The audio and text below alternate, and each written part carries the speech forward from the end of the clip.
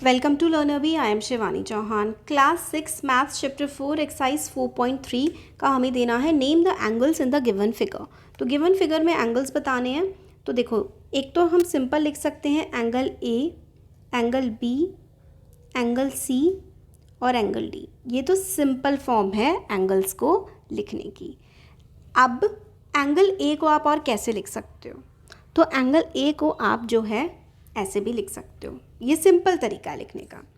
Angle A को आप लिखेंगे इस तरीके से, डी ए बी, यानी कि ए बीच में आना चाहिए। तो एंगल डी ए बी ऐसे करके लिखोगे।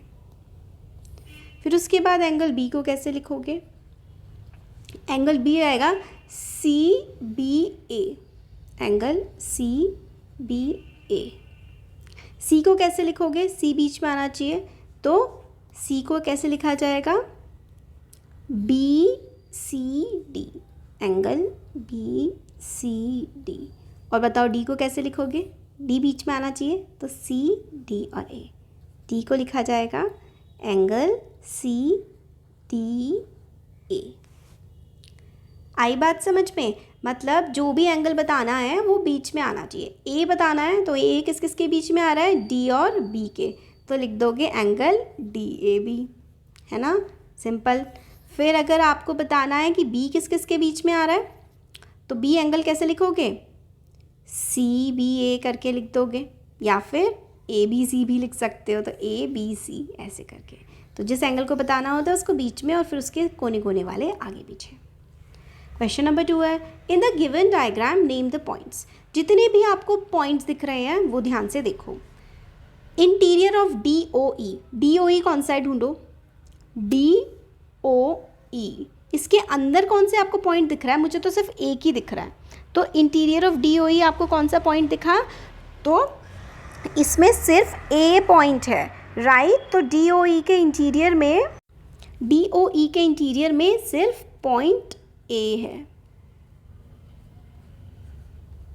Exterior of E O F, E O F का एक्सटीरियर देखते हैं कौन सा है?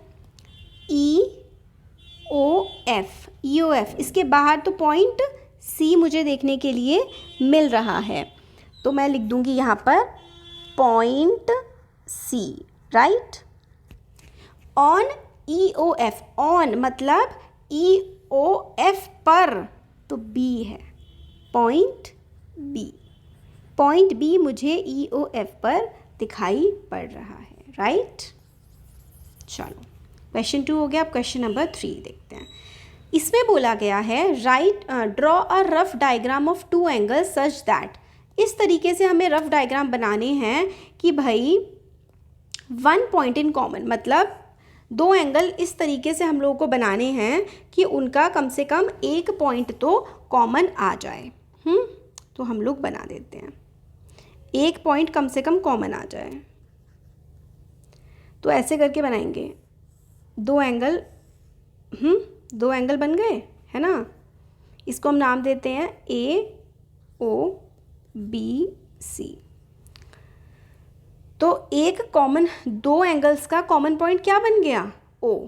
तो हम लिख देंगे यहाँ पे O is the common point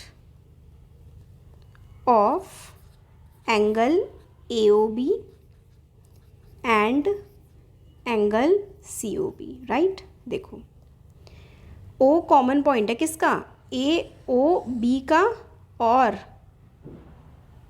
C O B, A O B और सी ओ बी, इन दोनों का कॉमन पॉइंट ओ हो गया।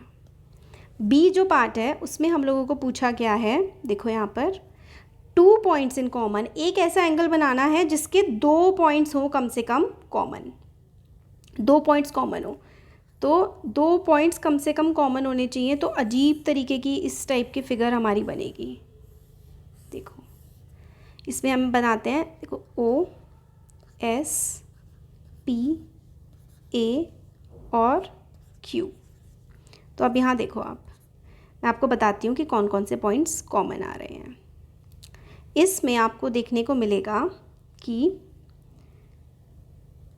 ओ ये वाला पॉइंट, और P ये दो कॉमन है।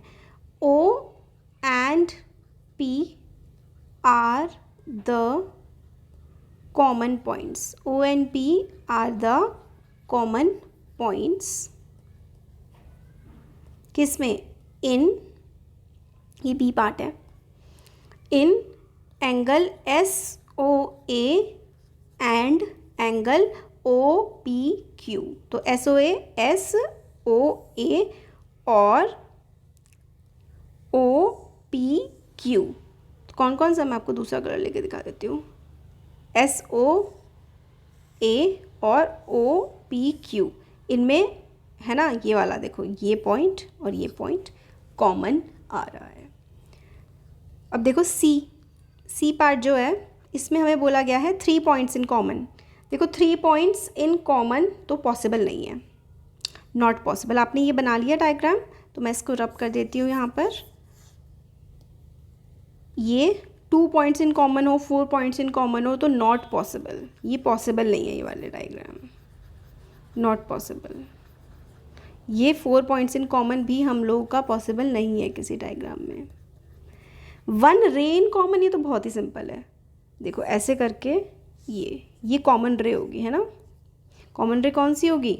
ये वाली कॉमन रे हो जाएगी। जो 1 पॉइंट इन कॉमन वाला डायग्राम है ना, वही ये वाला बन जाएगा same.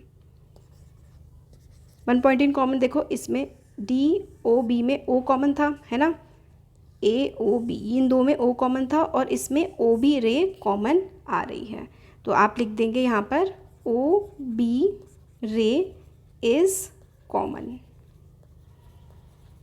Of angle AOB and angle DOB।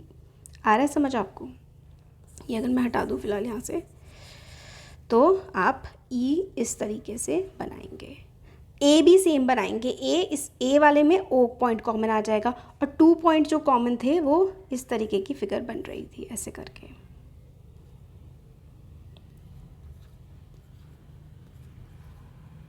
ठीक है, और बाकी जो है 3 पॉइंट इन कॉमन, ये तो पॉसिबल ही नहीं है। ये 2 पॉइंट इन कॉमन, इसमें O और P कॉमन है। तो ये हो गया हमारा चैप्टर कंप्लीट। Thank you.